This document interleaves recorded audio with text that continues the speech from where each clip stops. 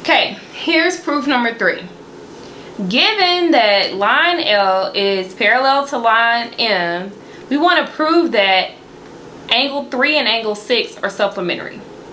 So we always start with the given. So step 1, my statement is L is parallel to M.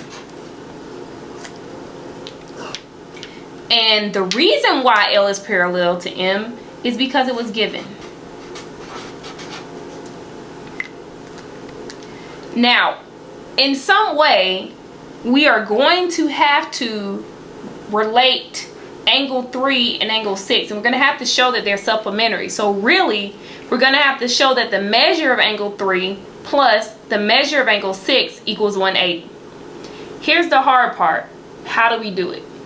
So the first thing I think about is, if I want to end with the measure of angle 3 plus the measure of angle 6 equals 180, I have to think about what theorems are going to allow me to write some type of addition and have it equal to 180. So if we think back to when Mike read about all of our theorems, we remember that the linear pair postulate deals with adding things together and setting them equal to 180. So you want to pick an angle, you can pick angle 3 or angle 6. For this video, I think I'll pick angle 6. So angle 6 plus, let's say, angle 7 equals 180. And the reason why I chose angle 7 is because I know that 7 is congruent to 3 by my corresponding angles postulate. So I can easily relate them. You want to conveniently pick things that you can, pull another theorem out on. So let's go ahead and write that down. The measure of angle 7 plus the measure of angle 6 equals 180. And we know that's true by the linear pair postulate.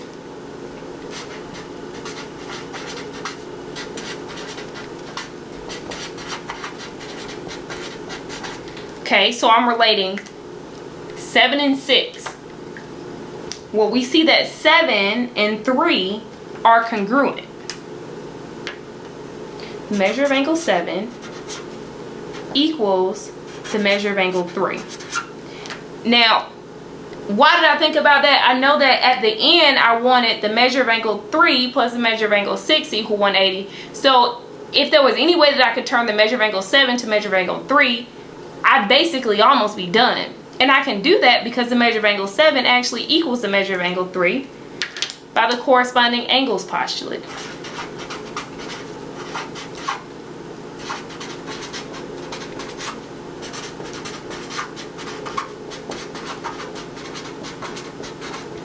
Okay, now I'm going to substitute. Instead of me writing measure of angle 7, I'm going to write the measure of angle 3. The measure of angle 3 plus the measure of angle 6 equals 180. All I did was substitute. So what's my reason? It's the substitution property of equality.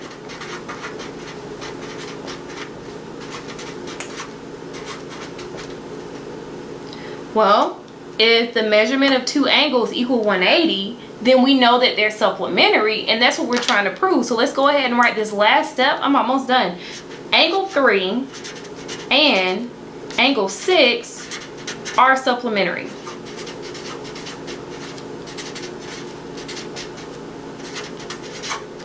And why are they supplementary? By definition of supplementary. If they add together to equal 180, that's what it means to be supplementary.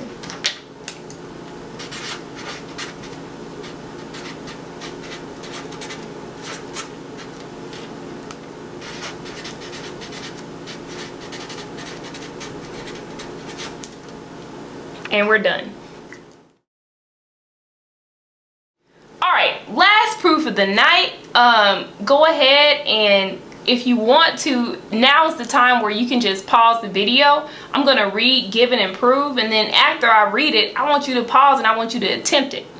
Okay, so given L is parallel to M, prove that angle 1 is congruent to angle 7. So go ahead and pause this and try to do the proof.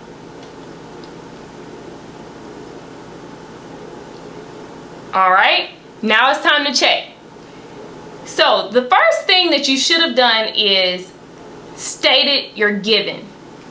So here's your given. L is parallel to M.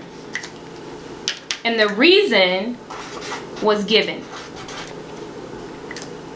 Now, we want to relate angle 1 to angle 7. So you can choose whichever angle you want to start off with.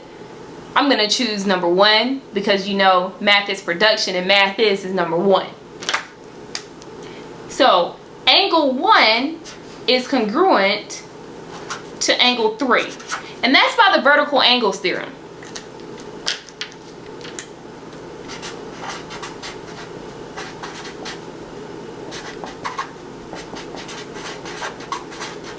Okay, well, looking at angle 3, I can see that 3 and 7 are actually corresponding angles. So since I noticed that, I'm going to write that in my proof. Angle 3 is congruent to angle 7. Why? Because they're corresponding angles. So that's by the corresponding angles postulate.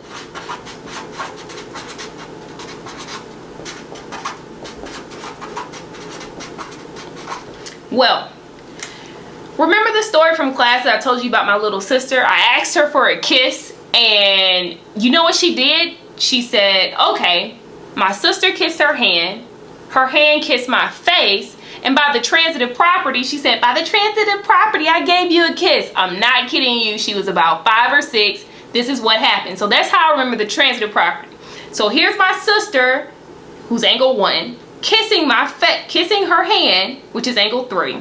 And then her hand, which is angle 3, kisses my face. So by the transitive property, we can see that angle 1 is congruent to angle 7. So she essentially said that she kissed my face, even though there's that middleman in the middle. Okay, so angle 1 is congruent to angle 7, and that's by that transitive property. This is actually property of congruence because I have congruency statements. Okay, so angle 1 is congruent to angle 7. This is what we want to prove. We've now proved the alternate exterior angles theorem. I hope this video has been helpful and that you have a better understanding of proofs.